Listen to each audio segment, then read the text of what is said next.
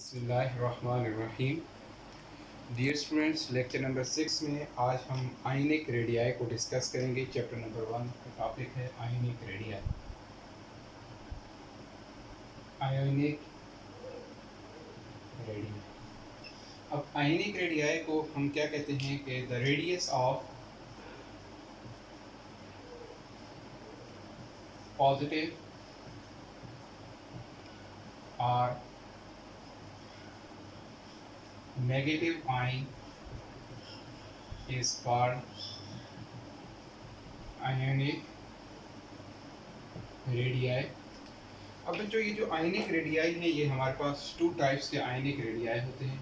First one is known as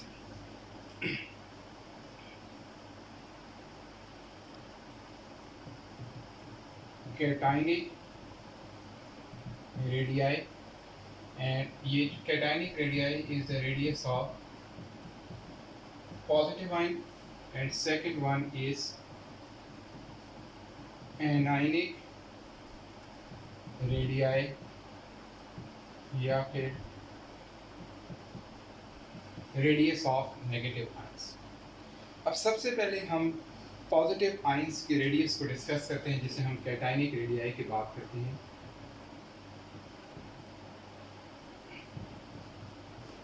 तो cationic radii हम अभी बात कर रहे हैं कि द रेडियस ऑफ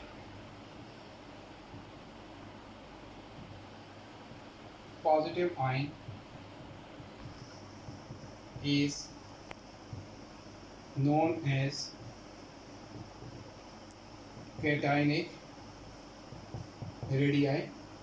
अब जो ये जो कैटायनिक रेडियाई है, it is smaller than parent atom. अब ये बड़ा इंपॉर्टेंट पॉइंट है कि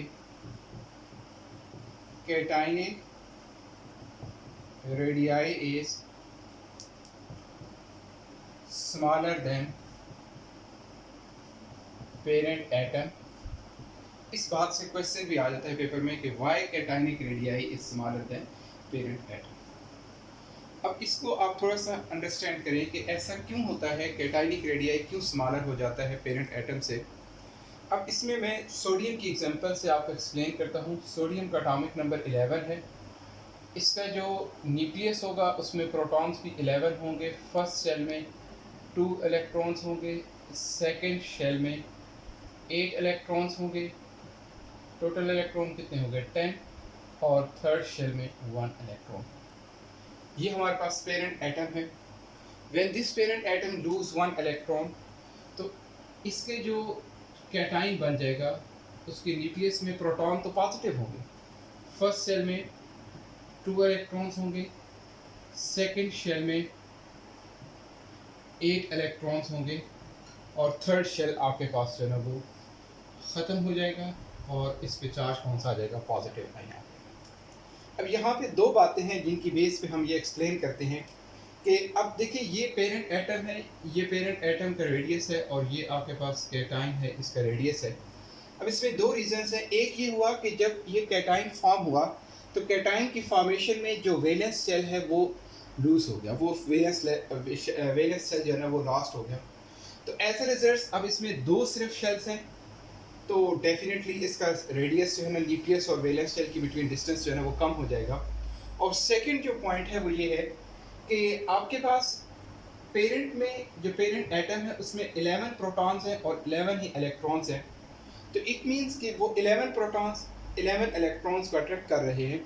लेकिन जब कैटाइन फॉर्म हुआ तो उस कैटाइन में प्रोटॉन्स तो 11 हैं, लेकिन इलेक्ट्रॉन्स हमारे पास कितने रह गए? 10 इलेक्ट्रॉन्स हैं। अब बच्चों, ये जो 10 इलेक्ट्रॉन्स हैं, इनको 11 प्रोटॉन्स मोर फोर्स के साथ जो है वो अट्रैक्ट करेंगे। तो एज ए रिजल्ट आपका ये जो वैलेंस शेल, अभी सेकेंड वैलेंस शेल है, ये श्रिंक हो जाएगा, ये न्यूक्लियस के ज़्यादा करीब आ जाएगा। तो इसकी वजह से आपका एटॉमिक रेडियस जो है वो डिक्रीज हो जाएगा। तो अब इसके ये दोनों पॉइंट्स हम लिखते हैं। अब पहली जो है ये बात है, फर्स्ट जो पॉइंट है वो ये है कि in many atoms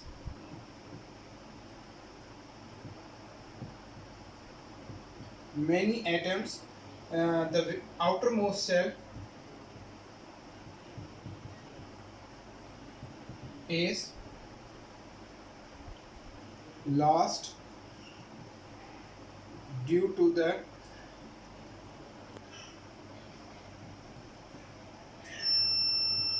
removal of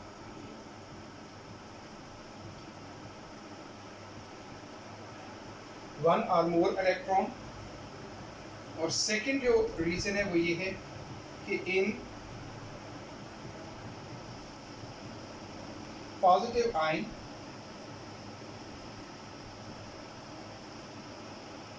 the number of protons are greater as compared to electrons, so the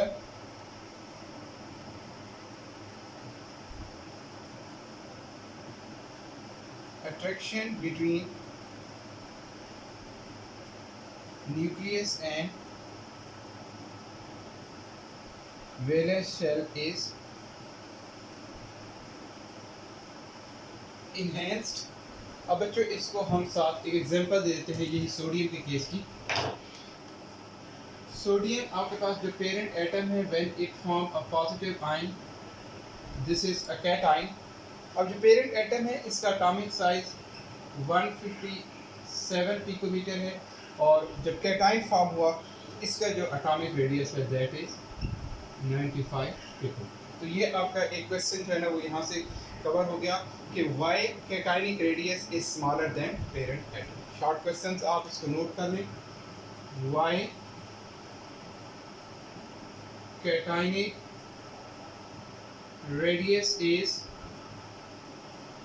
smaller than parent atom। इसमें दो रीजंस आपने बता देनी है और साथ एग्जांपल लाजमी देनी है। नेक्स्ट बच्चों अब हमने कहा कि जो आयनिक रेडियाई है वो दो तरह के होते हैं, एक कैटायनिक रेडियस होता है और नेक्स्ट हम एनायनिक रेडियस की तरफ चलते हैं कि एनायनिक रेडियस क्या होगा।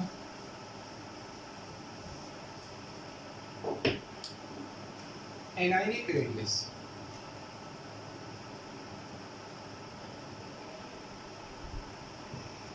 एनायनिक रेडियाई, तो एनायनिक रेडियाई में हम ये बात करते हैं कि the radius of negative ion is known as anionic radii। अब anionic radii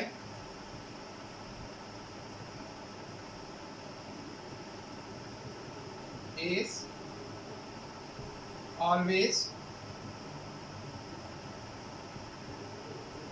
greater than parent atom। अब क्या होता है कि जब कोई एटम इलेक्ट्रॉन गेन करता है तो उसके रिजल्ट्स में जो नेगेटिव आयंस फॉर्म होगा, उस नेगेटिव आयंस का जो रेडियस है वो अपने पेरेंट एटम से जो है ना वो ज़्यादा होगा। अब इससे बच्चों हम एग्जांपल एक देखते हैं फ्लोरीन की। फ्लोरीन का एटॉमिक नंबर 9 है। अब फ्लोरीन की अगर आप न्यूक्लियस की बात करें तो इसके न्यूक्लियस में प्रोटॉन्स भी 9 होंगे।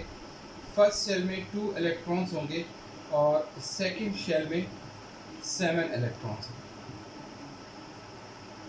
अब व्हेन इट गेन 1 इलेक्ट्रॉन तो इसके न्यूक्लियस में जो प्रोटॉन्स हैं वो तो आपके पास 9 ही होंगे, लेकिन अब आप थोड़ा सा बात को अंडरस्टैंड करें तो इसका जो न्यूक्लियस सेल है उसमें 1 इलेक्ट्रॉन जो है ना वो इंक्रीज होगा। अब बच्चों ये जो 1 इलेक्ट्रॉन इंक्रीज हुआ तो अब न्यूक्लियस में प्रोटॉन तो 9 है, लेकिन इलेक्ट्रॉन अब जो है ना वो आपके पास कितने हो गए, 10 इलेक्ट्रॉन्स हो गए।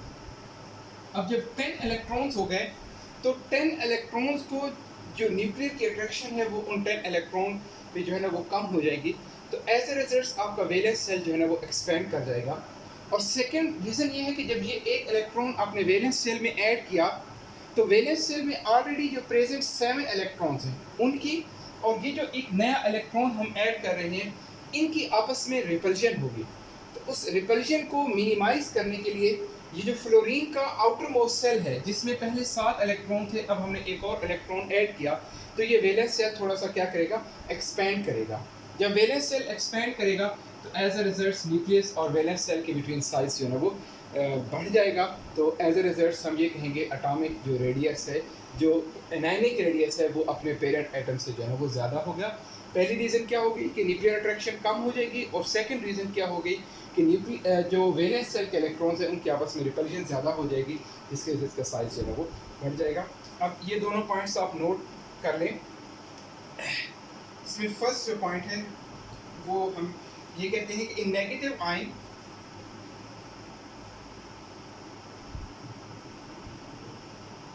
The number of electrons increased as compared to proton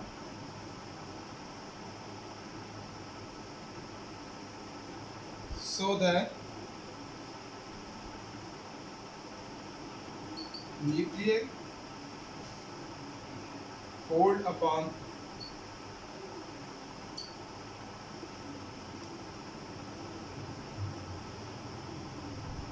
outermost cell decreased। और सेकंड जो रीज़न है वो ये है कि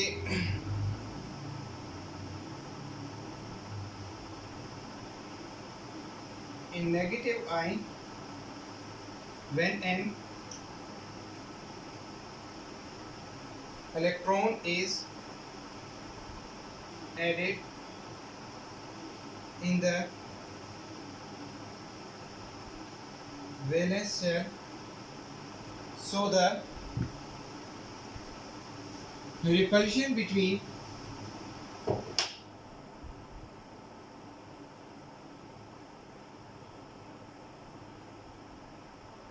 electrons increases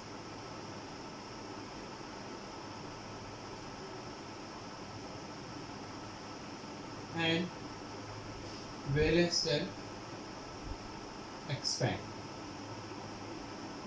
अब बच्चों इसकी जो एग्जांपल है हमारे पास fluorine, when it give one electron it form fluoride ion। अब फ्लोरीन का जो रेडियस है that is 64 पिकोमीटर, और जो फ्लोराइड आयन है that is 136 पिको। अंडरस्टैंड? तो